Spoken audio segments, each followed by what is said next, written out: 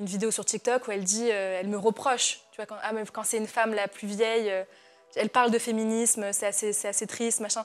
Ça me fait rire quand les influenceuses comme ça qui ne parlent jamais de féminisme à l'année, elles en parlent que quand ça les arrange. Et c'est pour ça que beaucoup d'hommes vont dire les femmes aujourd'hui sont aigries et mal polies, on est obligé de l'être. Obligée d'être méfiante pour survivre. Bah là, tu vois, j'ai pas osé. Là, jamais de ma vie, j'oserais prendre les transports comme ça. J'ai une tenue de rechange quand je prends les transports. Est-ce que tu t'es rendu compte que c'était plus difficile d'être juive revendiquée sur les réseaux?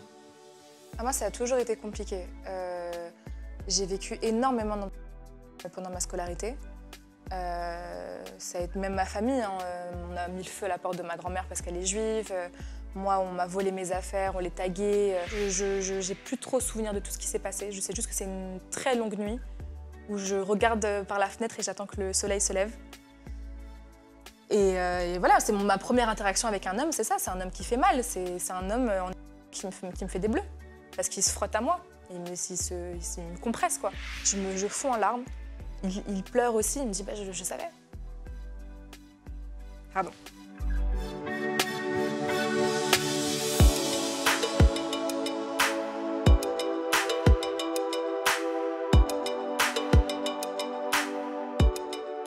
Bonjour Mélissa Amneris. Bonjour. Comment vas-tu? Ça va très bien et toi? Parfaitement. Mélissa, au moment où on tourne, tu as 26 ans et tu as un podcast qui s'appelle Deep Talk Show qui rassemble, je cite, les différentes voix de notre société. J'ai déjà deux questions. Pourquoi Deep Talk Show? Deep, ça veut dire profond. Deep, ça veut dire profond parce que c'est des conversations profondes qu'on a avec les invités en général. Moi, j'ai pensé à faire ce podcast-là avec mes amis. En fin de soirée, on a souvent ces discussions-là où ça porte souvent sur la société, parfois la politique. Et du coup, je me suis dit, j'ai envie de faire ça avec des personnes intéressantes qui ont des avis assez intéressants sur des sujets deep en fait, de la société. Donc, on parle de tout, de la banlieue, on parle de neuroatypie, de la grossophobie, de tout ça. Alors, tu es souvent présentée comme une militante, une activiste et une baddie engagée qui est décidée à déranger. C'est quoi une baddie engagée? Alors, une baddie engagée, d'où c'est venu? J'étais à un event en fait, avec plein d'influenceurs. Donc, tu sais, tu dois te présenter très vite et en une seule phrase, c'est ton positionnement, tu vois. Tu dois dire très vite qui tu es. Mon Dieu, quelle horreur. C'est horrible ces moments-là. En fait, ouais, il y a tellement de personnes qui te connaissent pas trop. Et donc, je disais ce que je faisais. Et puis, il y a un mec, à un moment donné, il me dit, ouais, en fait, c'est comme si t'étais une bad bitch engagée, quoi. Et donc, j'ai trouvé ça génial. On l'a trouvé comme ça dans la conversation. Donc, au début, il avait écrit bad bitch engagée dans ma story. Sauf que plein de mecs pensaient que bad bitch, c'était littéral et que ça voulait dire que j'avais des plateformes telles que OnlyFans ou ce genre de choses-là. Donc, j'en avais un peu marre de l'amalgame et j'ai décidé d'écrire baddie. Donc, qui est le diminutif de bad bitch, le concept américain. C'est un peu l'ancienne Tana, je pense, ce retournement de stigmate-là de notre génération à nous. Et alors sur les réseaux, tu t'appelles Mélissa Amneris et comme beaucoup, je croyais qu'Amneris était ton nom de famille, mais en fait pas du tout. Pas du tout, c'est mon deuxième prénom, c'est le prénom de mon arrière-grand-mère. Voilà. Et comment ça se fait que tu as choisi ce pseudo pour les réseaux? Je voulais pas tout de suite donner mon nom de famille. Le nom de famille, c'est quand même très personnel. Voilà, je suis Mélissa Candelier dans la vie de tous les jours, administratif, etc. Mélissa Amneris, je trouvais que ça sonnait mieux. Et puis c'est aussi un bel hommage, je pense, à mon arrière-grand-mère qui a élevé ma mère au Chili. Donc, voilà. Mais oui, parce que ta maman est chilienne et ton papa est juif marocain. Quelle place ont eu les origines dans ton ADN, dans ta construction, dans ta vie? Je pense que ça prend forcément de la place, hein, quoi qu'il arrive, même si on n'a pas un fort métissage comme ça. Et ça m'a fait poser beaucoup de questions. On se demande un peu qui on est. Je pense que quand on est ado, surtout, on a besoin d'appartenir à une case, à une communauté. Moi, j'appartiens à tout et à rien à la fois. Quand je suis dans ma famille juive marocaine, je ne suis pas forcément juive pour eux. Quand je suis dans ma famille latina, je ne suis pas forcément latina. Quand je suis avec des blancs, je ne suis pas blanche.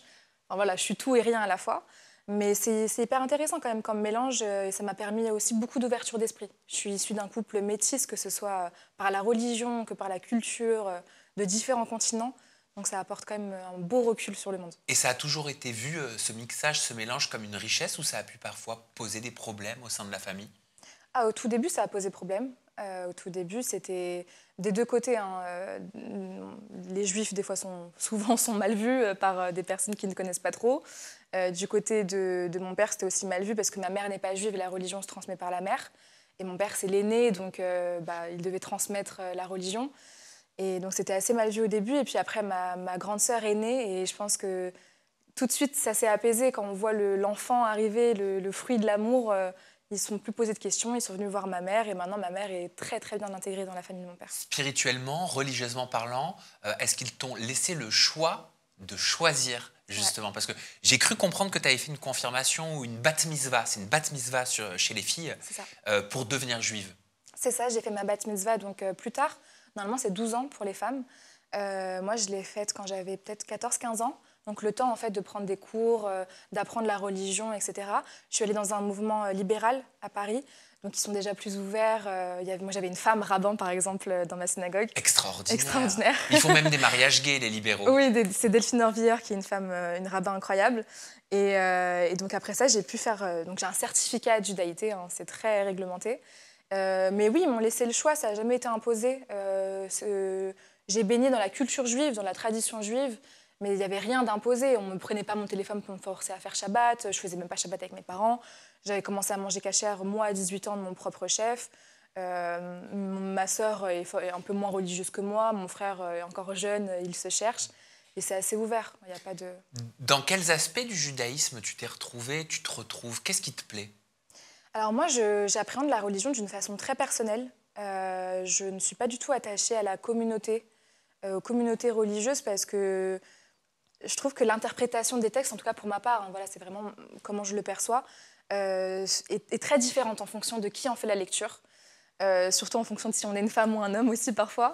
Parce qu'il y en a des inégalités. Voilà, moi personnellement, je pense qu'il y a eu beaucoup de modifications, ne serait-ce que dans les traductions, c'est des textes très anciens. Après voilà, je ne veux pas blesser personne ou faire aucun blasphème, mais c'est mon opinion. Moi, je me pose beaucoup de questions et ce qui, dans la religion juive, m'a quand même assez touchée, ou en tout cas, c'est quelque chose qui m'a dit bien avec moi, c'est que c'est bien de poser des questions.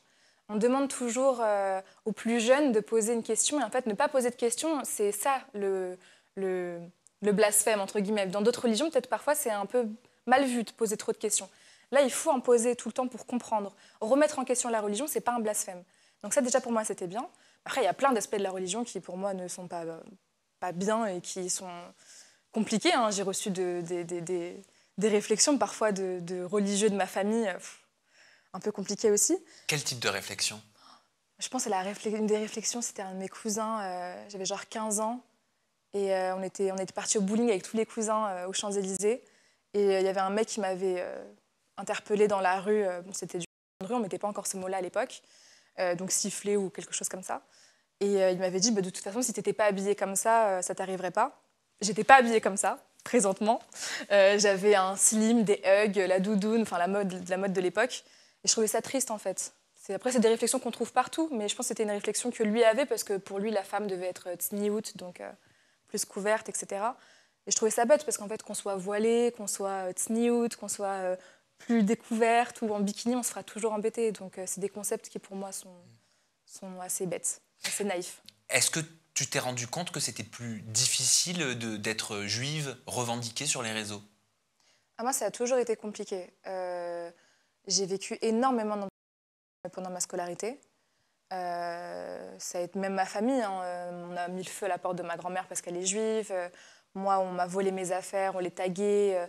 Déjà, avec ce conflit-là, hein, vive la Palestine, ni Israël, alors que je ne suis pas israélienne. Hein, je n'ai aucun lien avec Israël, à part ma religion. Voilà. Et puis à l'époque, en plus, je n'avais même pas fait ma confirmation ou quoi que ce soit. Enfin, c'est un héritage que j'ai reçu, mais je ne suis la porte-parole de personne. C'était très compliqué. J'ai dû le cacher pendant 1 an, ma judaïté, quand j'ai changé de collège, parce que c'était des incessants, c'était des plaintes au commissariat. Et ma mère a fini par me supplier de ne pas le dire quand j'ai changé de collège. Moi, je me disais, c'est horrible de devoir cacher qu'on est juif. Ça fait quand même référence à des époques sombres de notre histoire. Je ne voulais pas me cacher, parce que j'ai toujours été fière de mon identité. Et en fait, quand je suis arrivée le premier jour dans ce nouveau collège et qu'ils ont vu, j'avais une Magen de David au cou, la fille m'a dit oh, « Si les gens le savent, ils vont te frapper ». Donc je l'ai caché pendant 1 an. Et puis après, ça s'est su, parce que les gens ont un besoin, je pense, de savoir qui tu es. Est-ce que tu es musulmane? Est-ce que tu es chrétienne? D'où tu viens? Tu manges pas de porc? Pourquoi? Mais tu fais pas le ramadan? Pourquoi? Comme si la religion définissait un être à part entière. C'était très important pour les gens de savoir. Et puis, du coup, au bout d'1 an, ça s'est su. Des filles avec qui je m'étais confiée l'ont dit. Et puis là, on voit les personnes changer. Il y a des personnes qui vont arrêter de me parler, des personnes qui te regardent comme si tu avais le cancer. Parfois, ça va, tu le vis bien. Bah oui, ça va, ça va. Donc ouais, c'est compliqué. Et je ne l'ai pas dit sur les réseaux parce que je ne veux pas, encore une fois, rentrer dans ce conflit-là. Moi, j'ai mon avis sur la question et je sais qu'il va mettre en colère tant ma famille juive, tant des personnes qui vont mal percevoir la chose.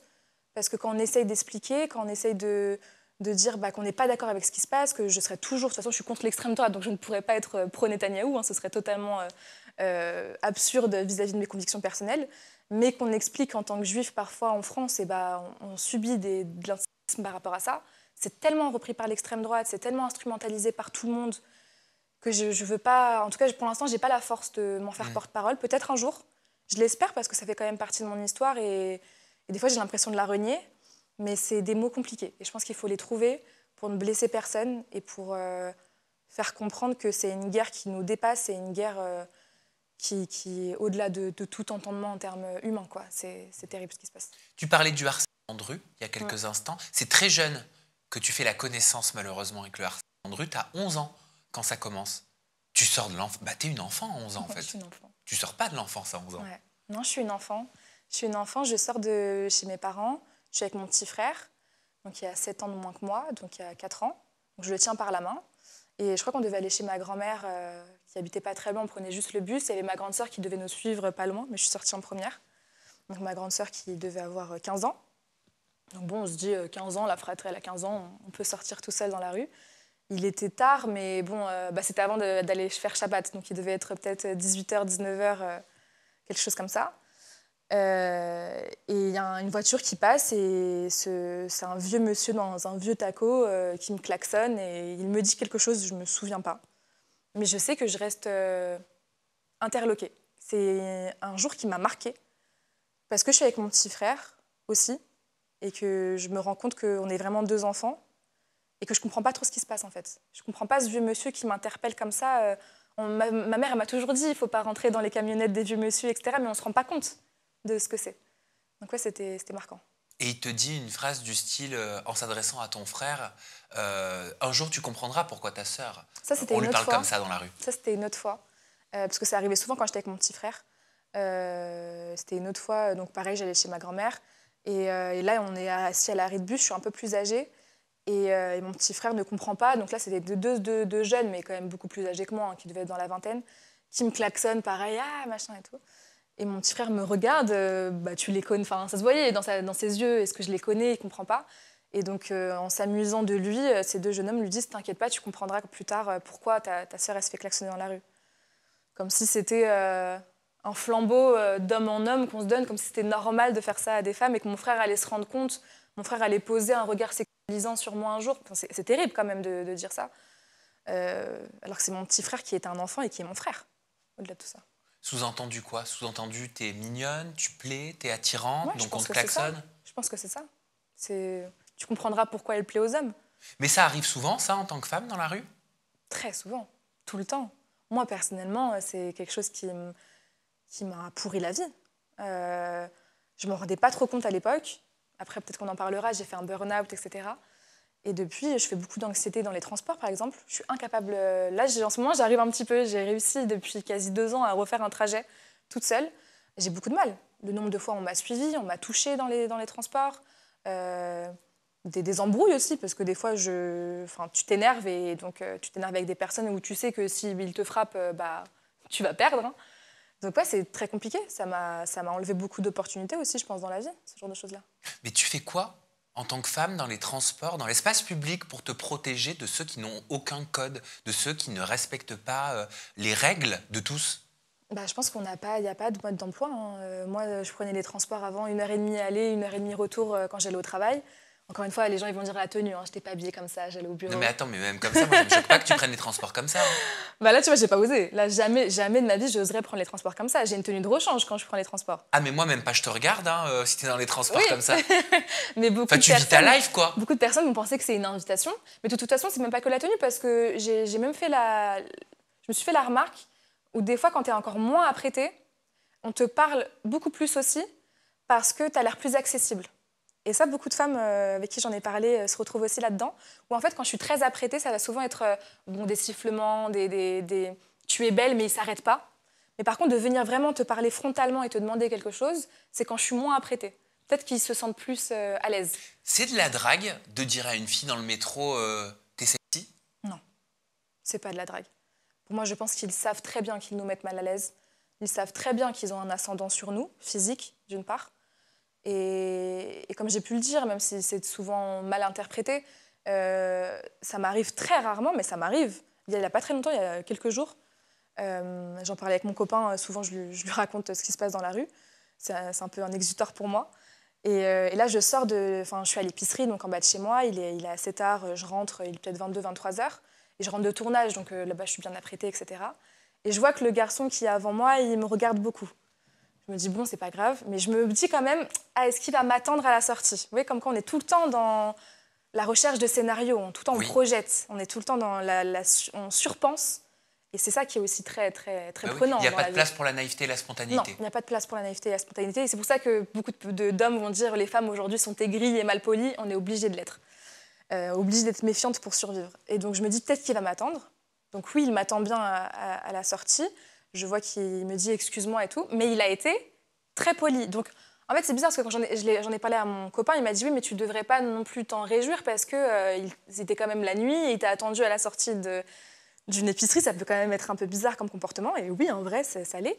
Mais la barre est tellement basse que j'ai été contente de cette interaction parce que je lui ai directement dit j'ai un copain. D'ailleurs, j'ai dit désolée, j'ai un petit ami. Ça m'a surpris comment je l'ai dit de façon très voilà. Et il m'a dit ah d'accord, je suis désolée. Il est parti directement. Il m'a dit en tout cas tu es une très belle femme en partant. Donc, tu vois, c'était un compliment. Et ça qui est bien, c'est en fait c'était un compliment qui ne demandait rien en retour. C'était pas un compliment pour avoir quelque chose. J'avais déjà dit non, il s'était excusé, et en partant. Et donc, je l'ai bien pris, ce compliment. Donc, un mec qui siffle une femme dans la rue ou dans les transports en commun, il a conscience qu'il a un ascendant. Oui. Ou alors, c'est totalement inconscient. Moi, je pense qu'ils choisissent leur inconscience. Je pense qu'aujourd'hui, il y a beaucoup d'hommes qui choisissent de ne pas s'éduquer. Parce que c'est pas possible aujourd'hui, surtout en 2025, avec toutes les ressources qu'on a, c'est disponible sur Internet, avec toutes les femmes qui parlent après MeToo, de ne pas se rendre compte de ce qu'on vit. Aujourd'hui, pour moi, c'est du déni et c'est un déni choisi. De siffler une femme, il y a quand même un irrespect. Et c'est ça que je dis, c'est qu'en fait, il y a une déshumanisation de la femme. Aujourd'hui, on n'est pas considérés comme des humaines. On est vraiment une femme. Et on le voit, hein, dans la langue, c'est banalisé. Hein, quand on parle des hommes, c'est les humains, c'est les hommes. On ne voit pas le féminin dans tout ça. Et une femme dans la rue, c'est quoi? On peut lui parler comme ça, on peut la déshumaniser, on peut la sexualiser. On ne pense pas à ce qu'elle a vécu avant. Les mecs, ils vont dire, oui, mais c'est juste une fois, je te fais ça. Mais oui, mais il y a eu 3 mecs avant toi qui m'ont déjà sifflé. Peut-être que j'ai la tête comme ça. Peut-être que juste, j'ai pas, même une seule fois, mon travail, il est dur, je suis fatiguée. À Paris, on dit tous qu'on est tous aigris. Et pourquoi nous, les femmes, on n'aurait pas le droit de ne pas vouloir parler aux gens? On doit être disponible, on doit toujours... Il n'y a pas que les hommes qui t'ont sexualisé depuis que tu es jeune. Ah oui. C'est horrible de devoir dire ça, mais malheureusement, c'est une réalité quand on regarde tes réseaux sociaux et qu'on suit tes podcasts. Les femmes t'ont aussi sexualisé, même au collège, par une prof d'EPS, c'est ça, de sport. Donc une femme qui te traitait de bimbo. Ça, c'était ma CPE, la bimbo. Ah, c'était la CPE. C'était la CPE, la bimbo, au lycée. Moi, j'ai toujours eu des relations...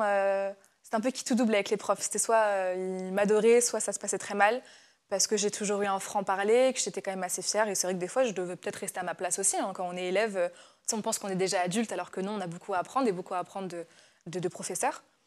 Mais je détestais l'injustice. Et en fait, moi, j'étais déjà très grande. Donc j'avais 1 an d'avance. Donc en 4e, j'avais l'âge d'une 5e. Mais je faisais déjà 1m75, je faisais déjà un 95C. J'avais pas l'air d'être une enfant. Et je pense que c'est ça, des fois, qui gênait les professeurs. C'est qu'ils avaient l'impression d'avoir une semi-adulte devant eux qui se rebellait, quoi. Ils n'avaient pas une enfant, ils avaient une femme. Ouais, alors que mon cerveau, lui, il avait 12-13 ans.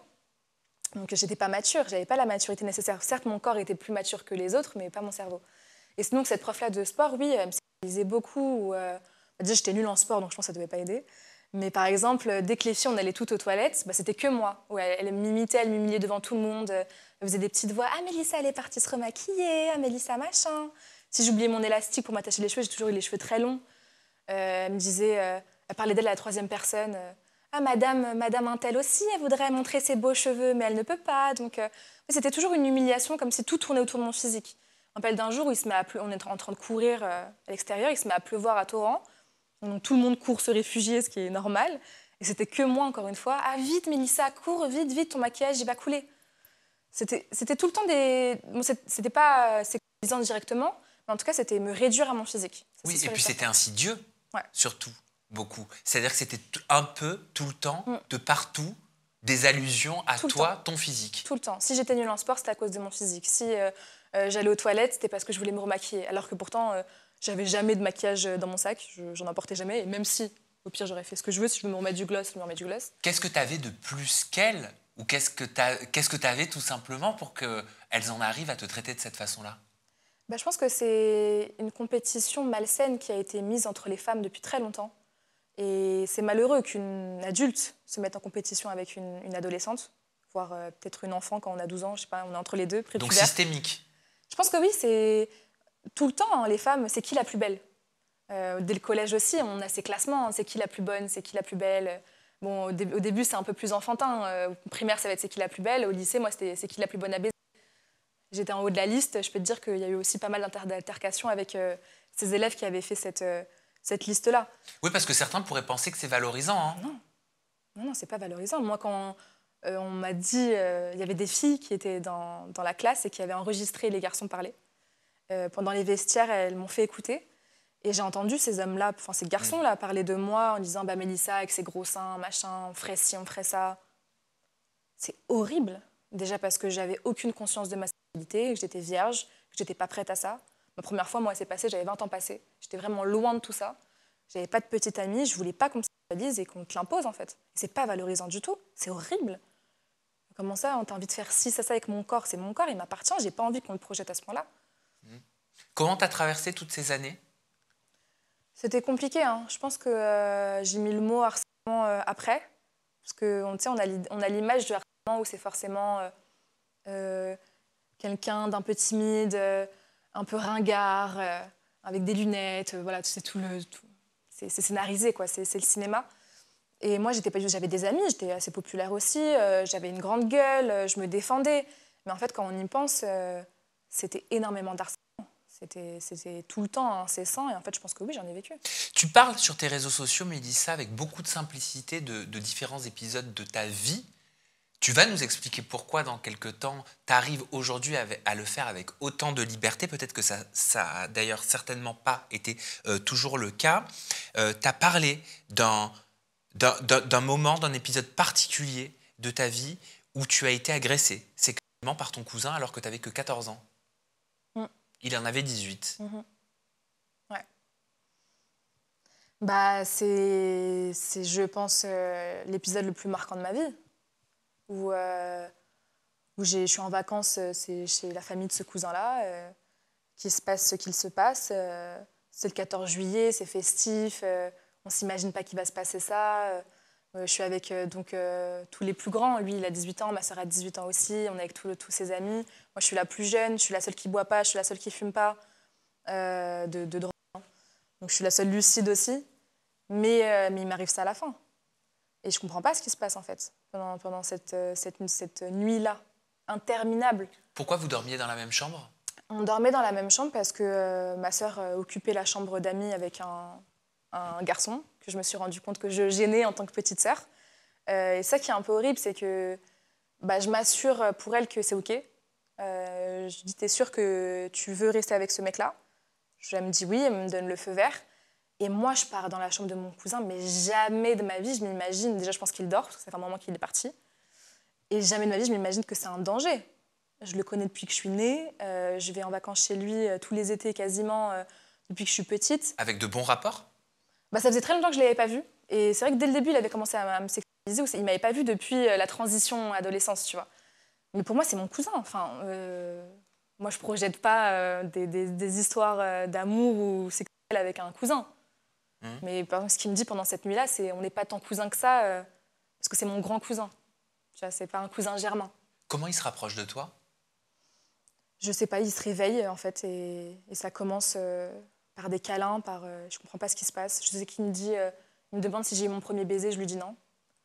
Il me dit, bah, je vais te laisser ça. C'est comme si c'était une fleur, quoi. Je t'embrasserai pas, quoi qu'il arrive, je t'embrasserai pas. Donc déjà, on voit comment c'est horrible, il n'y a pas de tendresse, il n'y a rien, c'est pas ça la volonté de la chose. Il voit qu'il y a un truc pas normal.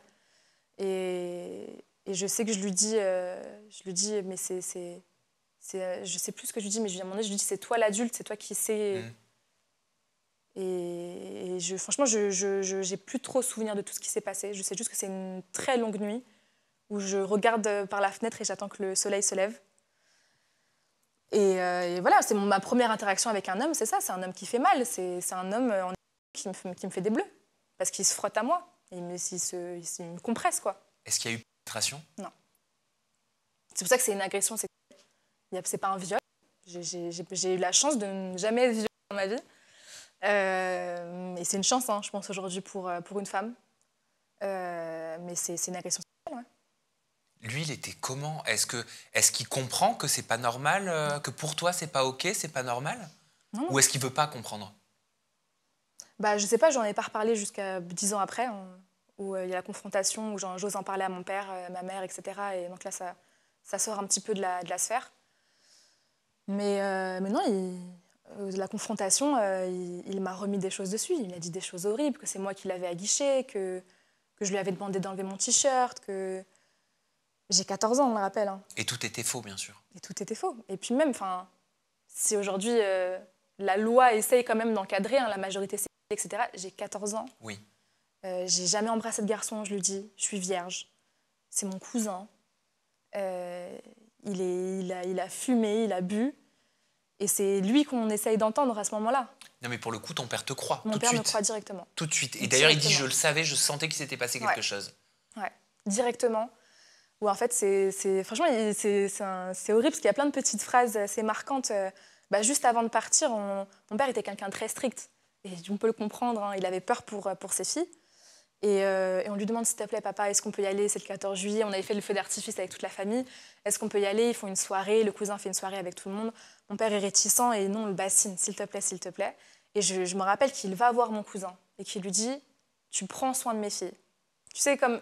ce flambeau un peu patriarcal, mais là c'est de la bienveillance de la part de mon père de demander à mon cousin de prendre soin de nous en tant que l'homme de la situation à ce moment-là. Et en fait, il ne savait pas que c'était de lui qu'il fallait se méfier. Et quand je lui dis, j'ose lui raconter ça, j'avais besoin en fait de... Désolée, hein, mais j'avais besoin j'allais pas bien et j'avais besoin de lâcher, de lui dire. Et c'était à ce moment-là, j'étais dans son bureau, j'avais besoin, je savais que c'était là maintenant. Et je lui dis, je lâche tout. Je fonds en larmes. Il pleure aussi. Il me dit, je savais. Pardon. Comment ça, il savait? Il savait pas forcément que ça venait de lui. Il savait pas forcément que c'était ça. Mais il se doutait de quelque chose. Il me dit, il avait un pressentiment. Tu vois, on dit souvent il y a un pressentiment maternel. Je pense que les pères aussi, hein, en tout cas les pères présents, ont ça, tu vois. Il sentait que dans ton enfance, dans ton adolescence, il s'était passé quelque chose. Ouais. Mais parce qu'il y avait dû avoir des conséquences et des répercussions certainement dans ton comportement sans que tu t'en rendes compte peut-être par la suite. Bah ouais, tu sais, après il y a il y a MeToo qui arrive, il y a plein de femmes qui commencent à parler. Je sais plus c'était quelle affaire, mais encore une affaire de quelqu'un de connu où il y avait une dizaine de femmes qui portaient plainte. Et moi tout ça, ça me révoltait, j'étais révoltée. Et mon père, à un moment donné, qui sort cette phrase des anciennes générations, ah mais tu sais, des fois on sait pas, faut faire attention, on sait pas trop. Tu vois, de remettre en question la parole des femmes. Moi, et je me rappelle, ce jour-là, c'était au cinéma à la base. Et après, on rentre et encore une fois, il y a une dispute. Quoi. La dispute éclate. Et je pars, je m'enferme dans ma chambre. C'était trop pour moi que mon propre père puisse remettre en question la parole d'une femme ou de plusieurs femmes qui accusent quelqu'un de violence sexuelle. Et ma mère et mon père, ils se sont posés des questions à ce moment-là. Ma mère est venue me voir. Est-ce que tu as été victime que tu as été victime de quelque chose. Pour comprendre qu'est-ce qui explique ta réaction. Peut-être qu'elle trouvait que ta réaction était trop poussée. Ouais, très, très poussée. Après, bon, j'étais ado, donc les ados sont aussi émotionnels. Mais oui, ça se voyait que j'y tenais beaucoup. Au-delà d'une simple empathie, je pense qu'ils ont deviné à ce moment-là que je me projetais un peu dans ces femmes-là, quoi, qu'on ne croyait pas.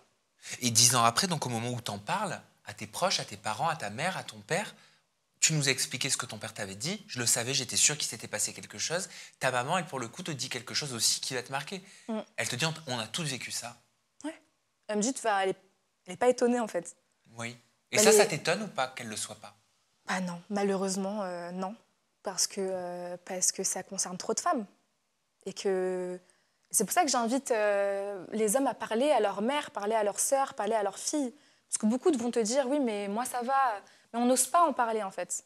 Et on n'ose pas aussi en parler des fois aux hommes de nos vies parce que on sait que ça va les attrister. Moi je sais qu'aussi, je ne l'ai pas dit à mon père directement, parce qu'il l'aurait... Je ne sais pas ce qu'il aurait fait à mon cousin. Est-ce qu'il l'aurait tué? Mon père c'est quelqu'un d'impulsif, de colérique. Il m'a toujours dit, si quelqu'un te touche, je m'en fous, j'irai en prison, je m'en fous. Après on sait que c'est des paroles. Mais mon père, je l'aime, j'ai pas envie qu'il aille en prison. Après, on projette beaucoup de choses, on se fait beaucoup de films. On n'a pas envie que ça parte aussi loin, encore plus quand ça touche à la famille. Est-ce qu'on va me croire? Est-ce que si ça va... Tu vois, ma grand-mère, tout ça, personne n'est au courant. Qu'est-ce qu'ils vont dire? Qui est-ce qu'ils vont croire? Qu'est-ce que ça va faire? Ça va exploser en interne. Donc on sait que c'est compliqué de parler. Mais on sait que beaucoup de femmes ne disent rien, mais entre nous, on sait. Donc non, elle n'est pas choquée, parce qu'elle-même... c'est une mère, mais ça a été une femme avant d'être une mère. C'est-à-dire qu'elle l'a vécu aussi? Elle a vécu, oui. Elle m'a raconté c'était quelqu'un qui avait essayé, oui, de rentrer chez elle. Il avait forcé la porte, rentré chez elle. Il avait essayé de la violer. Sa petite sœur l'avait volée à ce moment, l'avait sauvée à ce moment-là. Elle sait que si sa petite sœur n'était pas rentrée de l'école à ce moment-là, elle serait fait violer. Est-ce que c'est au moment justement où tu libères cette parole, au moment où tu es entendu, au moment où tu as pu lâcher tout ce que tu avais gardé en toi pendant plus de 10 ans que tu tombes en burn-out? Non, j'étais déjà en burn-out. Ah, tu étais déjà en Ouais. burn-out. Et en fait c'est ça qui a fait ouvrir toutes les portes, en fait, de tout ce qui allait pas, de tous les traumas qu'on garde. Moi, j'avais l'image du tapis. Je mettais tout sous le tapis. Je disais ça souvent avec mes meilleurs amis. Je dis non, mais tu sais, il m'arrivait encore un truc rocambolesque. Je leur racontais. Je dis non, mais sous le tapis. Hein. Et là, mes copines m'ont dit, bah, non, mais à un moment donné, la poussière, là, ça déborde. Et donc, ouais, non, en fait, je fais ce burn-out-là, où déjà, bah, avec le travail, ça va pas, c'est un burn-out professionnel. C'est aussi le Covid, on en parlait, c'était compliqué. Avec mes parents, c'était aussi compliqué. J'ai dû partir de chez mes parents assez jeune, j'habitais seule. Donc voilà, toute une situation qui fait que ça va pas. Donc je tombe en dépression et en burn-out en fin 2022. Et bizarrement, ça me rapproche énormément de mon père, qui est un des seuls à bien me comprendre, à comprendre ce que je vis, alors qu'à la base, c'était conflictuel avec lui, tu vois. Ça nous a énormément rapprochés.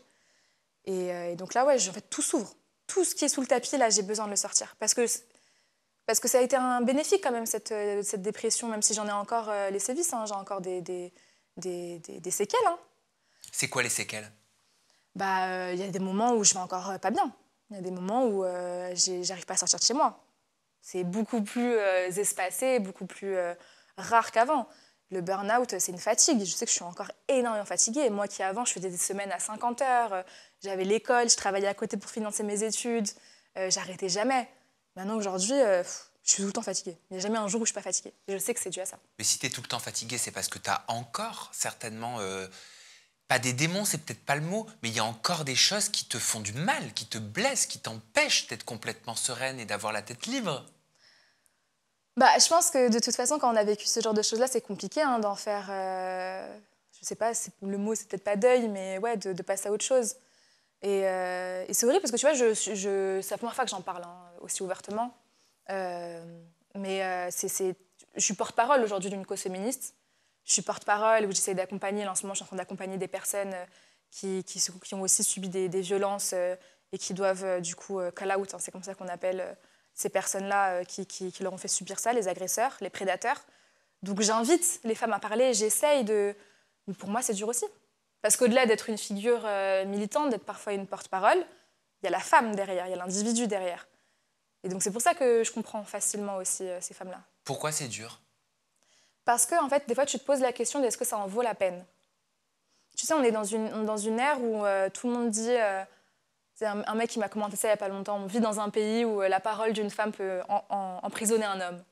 T'as l'impression que toutes les femmes parlent pour avoir de l'argent. Ça aussi, c'est un mythe. Hein. Elles font ça pour avoir de l'argent. Non, ça coûte de l'argent de porter plainte. Surtout en France, ça ne rapporte pas. On n'est pas aux États-Unis. Hein. Les dommages et intérêts, ça n'existe quasiment pas. Et avoir des avocats, les procédures, c'est très long. Je pouvais porter plainte. Ma mère, elle est juriste. Elle connaît tout ça. Bon, dans les assurances, plutôt auto, etc. Mais elle connaît quand même. Elle m'a dit, t'es un mineur de moins de 15 ans, la prescription, elle est allongée, j'aurais pu porter plainte. Mais porter plainte, c'est quoi? c'est encore raconter ce qui s'est passé. Tu vois, là je te raconte, alors que ça va beaucoup mieux. J'essaye d'en faire le deuil, mais les larmes qui montent à chaque fois. Et puis la justice a besoin de preuves, Et a la justice a besoin besoin de d'éléments. preuves. Comment prouver une agression sexuelle 10 ans après? Ben, c'est ça. Mais c'est ça le problème des violences sexuelles. C'est que j'ai une de mes tantes qui me dit ça à un moment donné. De toute façon, c'est ta parole contre la sienne. Et moi, je ne vois que ce que je crois. Enfin, je ne crois que ce que je vois. Ah oui, mais quand ça se passe entre deux individus, comment on fait pour prouver quelque chose? Dans ce cas, il faut leur répondre, mais pourtant tu crois en Dieu. Oui, c'est ça. Et tu Mais ne bon. l'as pas fait. Et là, ils vont te dire, mais c'est parce que j'ai la foi. Et là, tu rétorques, Il y a ça veut dire que beaucoup de tu n'as pas la paradoxes, foi hein. en moi. Oui, oui, ça m'a beaucoup marqué quand ma tante m'a dit ça. C'est horrible de remettre en question la parole des femmes comme ça entre femmes. Tu vois, ça arrive aussi, hein.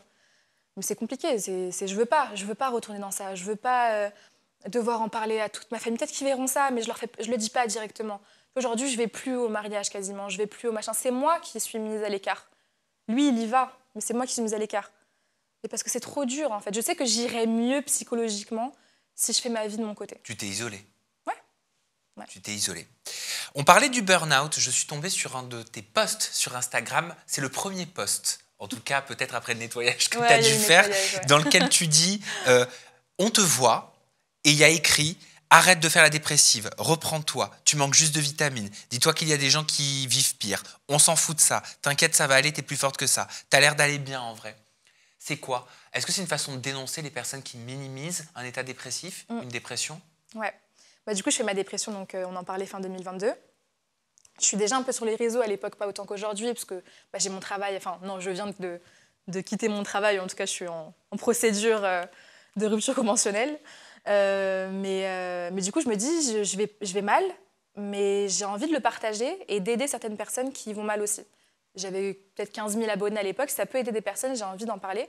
Et c'est aussi un exutoire pour soi-même, hein, de parler sur les réseaux. Donc, je décide de faire ce post parce que quand je commence à en parler sur les réseaux, j'ai plein de DM.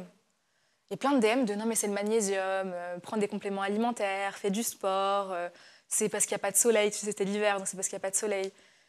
Tu dis non mais c'est chiant de recevoir ça. Enfin, je le fais pour les personnes. Et par contre, oui, j'ai eu plein de DM de personnes qui m'ont dit merci, qui se sont retrouvées là-dedans, on a pu se partager des tips, etc. entre personnes qui vont un peu mal. Mais c'est dur. Rien que le ça va, moi, j'en pouvais plus. Hein. Est-ce que ça va? Ah, moi, je peux plus ça. Quand tu sais que la personne... En plus, tu sais que je suis en dépression, quoi. Je sais que c'est bienveillant. Mais me demande pas si je ne vais pas bien. Tu veux que je te dise quoi? Mais parce qu'en fait, le ça va est devenu une formule de politesse. Mais oui, c'est même, je horrible. sais pas, on le fait tous. Mais et ça, oui. c'est le truc. Même moi, je le fais et pourtant, ça m'insupporte. Sur WhatsApp, on fait quoi quand on envoie une note vocale? Coucou, j'espère que tu vas bien. On n'en peut plus. Ouais, c'est une formule de politesse. Mais là, le ça va, quand tu sais que la personne est en dépression, que je pleure tous les soirs, que je suis en crise d'angoisse, je suis au bout de ma vie, bah tu veux que je te réponde quoi? Soit, et je l'avais dit un jour à une amie, bon, soit je te mens, soit je te réponds pas. Mais j'ai pas envie de... Ou alors, je vais très mal, mais je vais vraiment te plomber le moral. Ouais, voilà. Donc c'était ça, c'était essayer d'un peu parler de ça sur les réseaux. Et aussi parce que moi-même, j'ai fait partie de ces personnes-là qui pensaient que jamais de ma vie j'aurais un burn-out ou jamais de ma vie j'aurais une dépression. J'étais la fille forte, la fille souriante. Pourquoi Mélissa elle aurait fait un burn-out et une dépression? Ça a choqué mon entourage. En tout cas, Mélissa, elle fait des dates féministes. Ou des féminismes dates. Vous allez comprendre. Dans une vidéo, t'écris en légende pour la Saint-Valentin, parler féminisme à votre date, c'est écolo et ça fait le tri. Ça veut dire quoi? Ça veut dire qu'une meuf féministe, ça fait fuir les hommes en rendez-vous? Ah ouais. Moi aujourd'hui, j'en parlais il y a pas longtemps, je sais plus c'était à quel tournage, un peu moins aujourd'hui où c'est un peu plus démocratisé, on en parle de plus en plus, ou peut-être que c'est parce que c'est moi qui m'enferme dans cet algorithme-là et dans cette sphère-là, un peu plus alliée, un peu plus aguerrie sur ces sujets. Mais je sais qu'à l'époque, quand je commence à me dire féministe sur les réseaux, donc je sais pas, genre 2018, 2020, je sais que c'est un tue-l'amour. Je sais que... tant mieux, hein, je m'en plains pas du tout. Hein. Les mecs vont dire « Ah, bah t'as qu'à pas... » Non, tant mieux, ça fait le tri, comme je l'ai dit. Mais oui, il y a plein de mecs qui vont dire « Ah, du coup, c'est une du coup, elle va me faire chier avec ses droits et machin. » Il y avait une amie qui me racontait une anecdote il y a pas longtemps.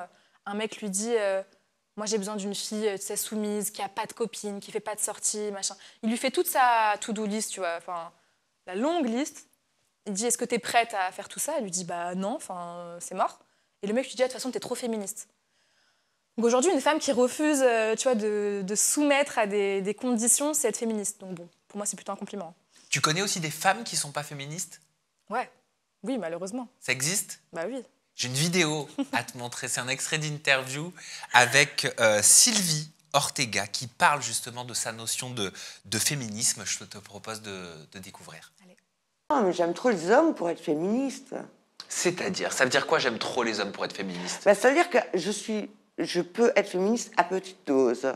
Moi, j'aimais beaucoup tous les propos de Simone Veil, par exemple. Je pense que Simone Veil serait encore de ce monde, elle n'aurait pas du tout adhéré au mouvement MeToo. Pourquoi elle n'aurait pas Parce que pour adhéré moi, au mouvement MeToo, parce que Simone ça Veil, devient, selon toi? je trouve que c'est une secte, ça devient un mouvement sectaire. C'est trop, c'est too much. Non, tous les hommes ne sont pas pareils. Et même, j'ai envie de te dire, quand on sort en discothèque, si j'ai envie de mettre un grand décolleté, c'est pour qu'on me regarde. Sinon, je vais danser en jogging en col roulé. Donc, qu'est-ce que tu signifies? Que les femmes qui Que mettent... tout est too much maintenant. Non, mais est-ce que tu es en train de dire qu'une femme qui met un grand décolleté et une jupe trop courte, faut pas qu'elle se plaigne d'être luquée? Bah non. Mais même si on est en jogging et qu'on est maté, faut pas qu'on se plaigne. Pourquoi? Bah parce qu'on se regarde tous. Je vais te permettre de réagir et je pense que tu as envie de réagir. Oui. C'est sa façon de penser. Et déjà, c'est malheureux et je ne pourrais me permettre de condamner ces femmes-là qui ont grandi dans ce système-là, on a tous et toutes grandi dans un système patriarcal qui nous met ces idées-là dans la tête et qui nous dit les femmes doivent plaire aux hommes, les femmes s'habillent pour les hommes. Tout à l'heure, on parlait de la concurrence aussi entre femmes. C'est aussi l'ancienne génération, hein. Je ne sais pas quel âge elle a, mais je peux me permettre de dire que ce n'est pas ma génération en tout cas. Je ne pourrais pas condamner ces femmes-là parce qu'elles ont été conditionnées à ça. Et je pense que beaucoup de femmes aujourd'hui existent à travers du regard de l'homme parce qu'on ne leur a pas permis d'exister autrement. Aujourd'hui, c'est différent. Aujourd'hui, on permet aux jeunes filles, et on se bat encore pour que les jeunes filles existent différemment. Donc ces femmes-là qui n'ont pas eu cette opportunité, je ne vais pas porter un jugement de valeur sur elles. Je trouve ça juste triste. Peut-être que si j'étais née il y a 50 ans, il y a 30 ans, 20 ans, j'aurais pas été celle que je suis aujourd'hui, tu vois, sûrement. Mais pour répondre à tout ça, tu vois, elle dit par exemple quand on va en boîte de nuit, c'est pour se faire regarder et tout. Faut juste regarder en ce moment les nouvelles boîtes en vogue 100% féminines. La Bringue par exemple à Paris, où enfin les filles elles s'habillent mais encore plus sexy, encore plus court et ça twerk et tu vois toutes les vidéos, toutes les filles sont... Mais elles se lâchent et il n'y a aucun homme dans la boîte. Ça veut bien dire qu'il y a des filles qui ne font pas ça pour les hommes. Mais elle dit, Sylvie Ortega, tu vois, pour elle, c'est sectaire. Ça devient un mouvement de secte. Je suis persuadée que si elle était en face, je ne veux pas parler pour elle, mais je suis sûre que si elle t'entendait dire ça et te parler de boîte de nuit sans hommes, elle dirait que c'est sectaire. Ouais, je peux comprendre parce que c'est malheureux. Tu sais, il y avait aussi ce débat-là de est-ce qu'on doit faire un wagon spécialement pour les femmes. Quand il y a eu beaucoup de violences gynécologiques, il y a un gynécologue il n'y a pas longtemps, là, il y a des centaines de plaintes. Il y a des gens qui ont demandé est-ce que les gynécologues devraient être que des femmes. Ça devient horrible parce qu'en fait, tu as l'impression qu'on est en train de rétro-pédaler aussi. Retourner dans des lieux non mixtes, c'est pas du tout la volonté aujourd'hui du féminisme. Parce que le féminisme s'est aussi battu pour qu'on puisse avoir l'école en même temps que les garçons, qu'on puisse aller dans les mêmes endroits que les garçons. La mixité devrait être une valeur d'égalité et donc féministe. Mais par contre, en fait, là, on parle de sécurité. Et c'est là où c'est compliqué et où il y a des paradoxes partout, de toute façon, quand on parle politique, quand on parle société. L'humain est paradoxal. Donc forcément, dans les solutions qu'on essaie de trouver, il y a plein de paradoxes. Je ne suis pas sûre que ce soit la solution et ce n'est pas la solution qu'on désire. Moi, j'aimerais pouvoir aller en boîte, m'habiller comme je veux et pas me faire droguer. Et pas tu vois, il y a eu les trucs, là, des piqûres. On doit inventer des systèmes de capuchons, des capuches de verre pour ne pas se faire droguer, de ne pas se faire frotter, de ne pas se faire machin. Moi, je ne vais plus en boîte parce que les hommes me saoulent. Je devais me justifier tout le temps de ne pas vouloir danser avec eux. Bah pourquoi? T'as un copain? Au début, je disais j'ai un copain, je mentais. Après, j'ai arrêté de mentir. Bah oui, mais si t'as pas de copain, bah pourquoi t'es là? Si t'es là, c'est pour... Ça, c'est chiant, quoi. Moi, je préférerais, du coup, ne pas me justifier et aller dans une boîte où il n'y a que des filles. Mais ma volonté première, ce serait d'être dans un monde où tout va bien. Mais ça, c'est un peu utopiste, malheureusement, en tout cas aujourd'hui. Peut-être que plus tard, ce serait possible. Et au moment, Mélissa Amneris, où on tourne cette vidéo, tu as fait, il n'y a pas si longtemps que ça, une vidéo pour réagir au couple de Emma Ketman, qui avait 26 ans et qui était en rapprochement avec un jeune homme de 19 ans, Lysandre. Je te propose de regarder un extrait. On en parle de l'influenceuse Emma Ketman qui sort avec un mec de 20 ans alors qu'elle a 26 ans. C'est certes légal, c'est pas éthique. Rien qu'à son physique, au mec, je ne sais pas comment elle peut être attirée par lui. Ça se voit que le mec est un enfant. Tu les vois à côté, peut-être t'es là genre... Au-delà du physique, quoi qu'il arrive, la mentalité. Une fois de ma vie, je suis sortie avec un mec qui avait 2 ans de moins que moi. Je me rendais compte à quel point on n'était pas sur la même longueur d'onde. Tu n'es pas sur le même niveau de vie, tu n'es pas sur les mêmes objectifs de vie et c'est normal. Dans la vingtaine, il se passe tellement de choses, ta vie change tellement vite. Un délire de 30, 36 ans, 40, 46 ans, 50, 56 ans avec tout le tintouin, franchement, ça dérange personne. Mais entre 10 et 16 ans, vous voyez à quel point on change énormément. Et ben entre 20 et 26 ans, on change certes moins, mais on change quand même beaucoup. S'il avait été un peu plus grand, s'il avait été plus musclé, s'il avait peut-être moins une tête d'ange, ça t'aurait moins choqué? Je pense au premier abord, oui, sur le visu. Mais après, quand on gratte, non. Déjà je tiens à préciser que je pense que j'ai mal mis les formes sur cette vidéo-là et je m'excuse. Ça a été mal interprété où des gens pensaient que quand je parlais de son physique, je le dénigrais péjorativement en disant qu'il est moche ou quoi que ce soit. C'est pas l'idée, hein. Je suis pas là pour faire un concours de Miss France. Je parlais vraiment de son physique juvénile. Et cette vidéo-là, je l'ai fait... en fait, je suis en train d'apprendre, hein, que je commence à avoir une portée sur les réseaux. Je me dis, ça va faire 5000 vues. C'est sur TikTok, j'ai pas trop de portée. Je me prends ça comme une story, tu vois. C'est avant de partir chez mon copain, je filme comme ça. Et je me rends pas compte. Et maintenant, au moins, ça aurait été une leçon de me dire, faut que mes prises de parole soient plus travaillées. Parce que ça peut blesser des gens. Et je suis désolée si je les ai blessés. Même si après, bon, on pourra parler de sa réponse en retour. Mais par contre, oui, je ne démords pas de ce propos-là, de dire que quelqu'un de 19 ans n'a pas la maturité nécessaire pour être avec quelqu'un de 26 ans. Et en est la preuve que j'ai reçu énormément de témoignages de personnes qui m'ont dit qu'ils ont été sous emprise, qui ont vécu des relations très compliquées avec des gens avec des différences d'âge pareilles. Après, peut-être que j'ai fait une projection aussi où c'est l'âge de mon petit frère. Mon petit frère, c'est un 2005, il est de la même année.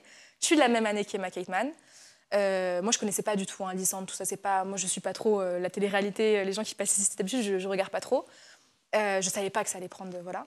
Donc j'ai projeté un petit peu en me disant, moi, sortir avec un ami de mon petit frère, je trouve ça bizarre. Je trouve ça bizarre de porter un œil amoureux ou plus sur des personnes qui, pour moi, sont des enfants. À 19 ans, personnellement, j'étais une enfant.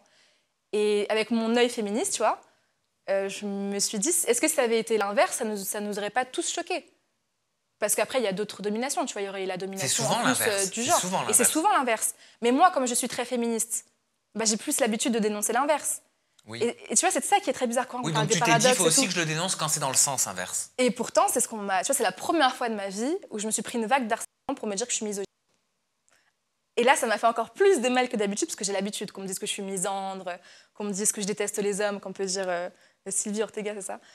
Mais là, qu'on me dise que je déteste les femmes et que je suis misogyne et que j'aurais rien dit si c'était l'inverse, alors que tout mon contenu aujourd'hui est basé sur ça, je me suis dit, ah ouais, mais en vrai, c'était des personnes qui ne connaissent pas mon contenu. Qu'est-ce qu'elle t'a répondu, Emma Cakeman? Emma Cakeman m'a juste répondu quelque chose en commentaire en me disant qu'elle espérait que j'étais pas religieuse. Voilà, en parlant de religion. C'était contre les principes de la religion de juger les gens. Bon, je n'ai pas envie de rentrer là-dedans. Et c'est surtout son copain, du coup, qui m'a répondu. Et je pense que c'est quelqu'un d'assez problématique. Hein. C'est quoi son concept? Ce que j'ai regardé, c'est de faire des... Enfin, je sais pas, des clashs, des pressions, je ne sais plus comment il appelle ça. Et donc, il m'a fait une réponse très misogyne, en parlant de mon maquillage, en parlant de ces choses-là. Après, bon, je suis rentrée dans le perso, donc finalement... Il t'a dit quoi? Je sais plus exactement, la vidéo a fait des millions de vues où il dit que voilà, je me permets de juger, peut-être que c'est parce que j'ai trop de blush. Franchement, j'ai pas retenu. Mais c'était la réponse d'un jeune garçon de 19 ans. Enfin, moi, je me permettrais pas de sortir avec lui, je me permettrais pas non plus de m'embrouiller avec lui parce que pour moi, c'est un enfant. T'as désactivé les commentaires pour le coup? J'ai désactivé les commentaires parce que ça a été une vague d'harcèlement très dure pendant plusieurs semaines, sous même d'autres de mes posts.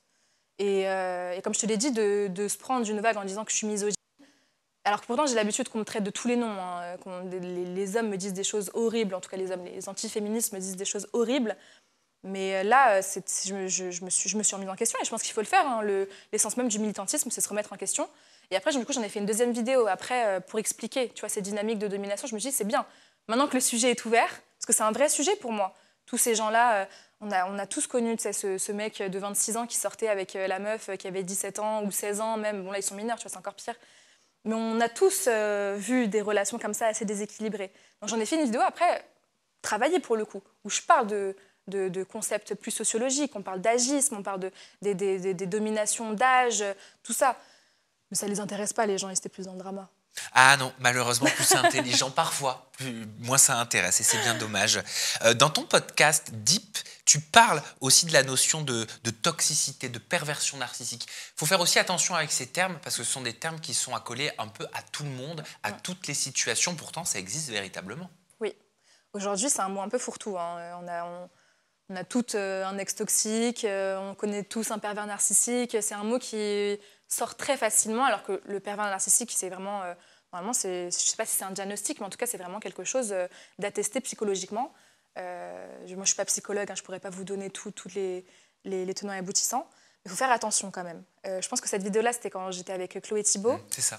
Et Chloé Thibault, du coup, parle c'est un livre qu'elle a fait qui s'appelle Désirer la violence, où elle parle donc de cette pop culture. Tu vois, je te disais tout à l'heure, on a grandi dans cette société qui nous met plein de petites idées dans la tête, et on parle de la pop culture et de la pop culture qui nous fait aimer les bad boys. Tu sais, on a toutes dit ou entendu la fille qui dit j'aime pas les gentils, il est trop gentil. C'est horrible comme phrase. Je m'ennuie. Je m'ennuie. Ouais. J'ai besoin d'un mec qui sait me remettre en place. C'est un peu de l'apologie des... On y est presque, hein. Et donc, cette femme-là a fait un très bon livre à ce sujet-là où elle décortique en fait tout ça. Comment insidieusement la culture nous fait désirer ces hommes violents et romantise ces hommes violents et déromantise les hommes gentils. Comme si la passion, ça ne pouvait que être ça. Alors qu'aujourd'hui, je peux te le dire, hein, on adore les garçons gentils et on veut un garçon gentil. Il n'y a rien de sain dans aimer un bad boys. Donc on parlait de ça, de la toxicité, du pervers narcissique. Qu'est-ce que ça veut dire finalement? Tu as débattu aussi avec Thaïs Descuffon. Alors là, c'était lorsque tu étais invité sur le podcast de Carla Guébali. Et pour le coup, beaucoup ont cru que c'était toi qui l'avais invité. Ouais. Alors tu t'es pris une de ces vagues de haine. Mais tu t'es pris une vague de haine parce qu'ils ont cru que tu l'avais invité, de un. Et de deux, tout simplement parce que tu respirais le même air ce jour-là. Ouais. Oui, pour plein de personnes, il ne faut pas parler avec l'extrême droite. Il ne faut pas les inviter. Moi, je suis d'accord. Il y a un concept en Belgique francophone qui s'appelle le cordon sanitaire, où ils n'invitent pas l'extrême droite. C'est un peu fébrile en ce moment aussi en Belgique. Mais en tout cas, les médias, comme un accord, n'invitent pas ces figures-là. Moi, personnellement, je n'inviterai jamais sur un de mes podcasts l'extrême droite. Après, je ne suis pas un média, je ne suis pas public, je suis financée que par moi, je fais un peu ce que je veux. Je sais qu'il y a le principe de la liberté d'expression en France, on y tient beaucoup. Je le respecte aussi, j'y tiens aussi. Mais pour le coup, tu as accepté de converser face à tes discussions. Pour le coup, ouais, l'invitation pour moi, c'est un non. Par contre, répondre, c'est différent. Je pense que quoi qu'il arrive, et c'est même sûr, si j'avais refusé, ça aurait été quelqu'un d'autre face à Thaïs Descuffon. Et je sais que ces personnes-là invitent beaucoup de fausses féministes. On va parler par exemple d'Alexis Chance, toutes ces choses-là. Ils invitent des personnes qui ne sont pas des militantes féministes, ou en tout cas des personnes qui ne sont pas des vrais porte-parole de cette cause-là. Donc on est beaucoup aujourd'hui discrédités par ces influenceurs d'extrême droite, par ces influenceurs masculinistes ou antiféministes, qui invitent des personnes qui ne portent pas notre combat. Donc moi je me suis dit en fait c'est le moment aujourd'hui de la mettre face à ces contradictions. C'était très compliqué parce que c'était en mode pyjama party. Quand je suis arrivée, c'était dur hein, d'être en pyjama, très girls avec Thaïs Descuffon, c'était pas ma volonté première. Mais je suis arrivée un peu en cheval de Troie aussi. Elle était sympa? Elle est polie en tout cas. Elle est polie, je suis polie aussi. L'idée, c'est pas d'arriver et de la matraquer de quoi que ce soit. Voilà.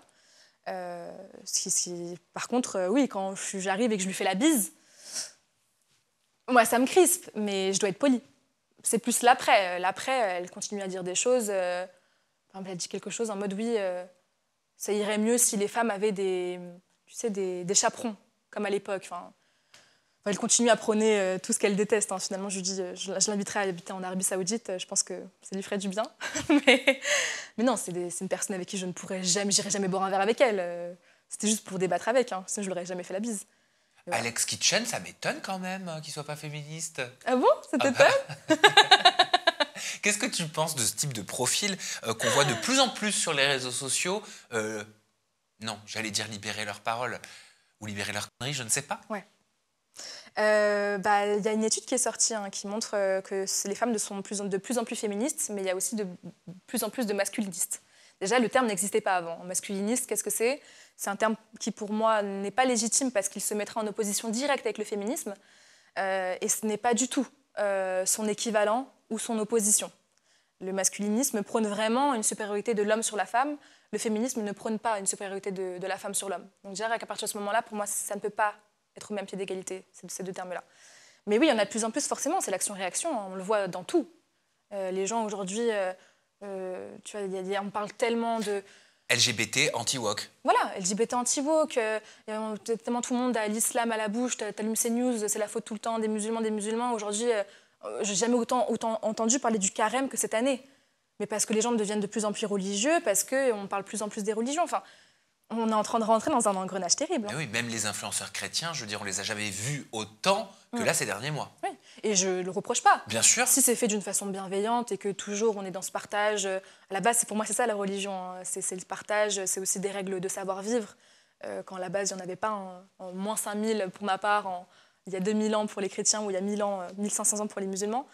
Mais oui, c'est l'action-réaction. Donc il y en a de plus en plus, des mecs comme ça qui se sentent... je sais pas, moi je pense pas que c'est des mecs qui se sentent menacés par le féminisme, je pense que c'est des mecs qui se sont dit il y a un business à se faire. Il y a un business, c'est des mecs qui vendent des formations. Moi je perds de l'argent en parlant de féminisme. Hein. Si j'avais été influenceuse et que je parlais d'autres choses, je me ferais beaucoup plus d'argent. Aujourd'hui, je peine à vivre de ce que je fais parce que je parle de féminisme. Eux, en parlant de masculinisme, ils vendent des formations, ils se font beaucoup d'argent et ils capitalisent sur ce qu'aujourd'hui on appelle les incels. Les incels qui seraient des hommes qui n'arrivent pas à relationner avec des femmes, qui seraient célibataires contre leur gré. Et c'est horrible en fait, c'est juste pour moi, c'est se servir de la souffrance psychologique d'hommes qui vont mal. T'as l'impression que le féminisme n'est plus à la mode? Il n'a jamais été trop à la mode, je pense. Ça dépend où. Je pense qu'il y a beaucoup de féminisme washing dans beaucoup de sphères. Mais je ne sais pas si on peut parler de mode. Ça ne peut pas être une mode. C'est comme l'écologie, on parle de valeurs humaines en fait. On parle oui, mais tu as des moments dans notre société où les médias s'intéressent plus à un sujet, à une cause, à un mouvement. C'est là qu'il faut distinguer les deux. Et pour le coup, là, c'est mon avis que je te donne, j'ai l'impression que de façon générale, les médias, les réseaux sociaux, les utilisateurs des réseaux sociaux se délaissent de ce mouvement féministe et de toutes ces avancées auxquelles on pouvait assister pour, peut-être que toi tu dirais, pour reculer.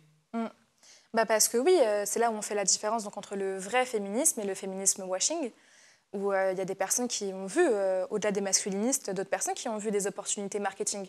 On peut le voir avec plein de marques, hein, je pense. J'ai vu tout à l'heure, il y a une pub assez drôle d'épilation où ils disent liberté, égalité, épilé, tu vois. Bon, des fois, c'était un peu à la mode de mettre du rose un peu partout, de machin, mais c'est comme les LGBT, des fois, c'était un peu à la mode aussi. Quand on voit, par exemple, je sais pas, je regarde Aladdin, le live action, et ils font un truc un peu féministe et tout. Je sais pas si Disney le fait pour des vraies valeurs féministes ou est-ce qu'ils le font parce qu'à ce moment-là, il faut en parler. Et quand là, ils sont en train de retourner en arrière et d'abandonner leur politique d'inclusion. On se demande si ce n'est pas des gens qui suivent la mode. Et c'est là où on voit les vrais militants et les faux militants. Quand il y a des filles aujourd'hui qui n'ont jamais été féministes, tu vois, ça m'a fait rire. Emma Kateman, par exemple, on en reparle. Dans sa réponse, je crois, parce que je sais pas, elle m'a bloquée, mais j'avais vu une vidéo sur TikTok où elle dit, elle me reproche, tu vois, quand c'est une femme la plus vieille, elle parle de féminisme, c'est assez triste, machin. Ça me fait rire quand les influenceuses comme ça qui ne parlent jamais de féminisme à l'année, elles en parlent que quand ça les arrange. Mais il y a un vrai combat derrière. Nous, toute l'année, on a des raids de l'extrême droite. Toute l'année, on se fait harceler par des personnes qui veulent notre mort, qui ont des menaces de viol. Et c'est pas un jour. Merci Mélissa Amneris. On te retrouve sur tes réseaux sociaux et je pense que ça a donné envie à plus d'un d'aller découvrir tes contenus. Ton compte Instagram, c'est melissa.amneris et ton compte TikTok, c'est melissa.amneris. C'est ça. Il y a d'autres réseaux sociaux ? Sur YouTube aussi pour le podcast, pareil, Mélissa Amneris partout. On tape ton nom, Mélissa Amneris. En plus, c'est agréable à dire, Mélissa Amneris. Et on retrouve tes contenus de partout. Merci pour ce super échange. Merci Sam. J'ai adoré converser avec toi et je suis très heureux d'avoir pu t'offrir la parole pour que ma communauté puisse découvrir ta façon de penser. Nous, on se retrouve très bientôt avec une nouvelle personnalité des réseaux et toujours des confidences en toute intimité. Vous prenez bien soin de vous et des gens que vous aimez. Bye bye.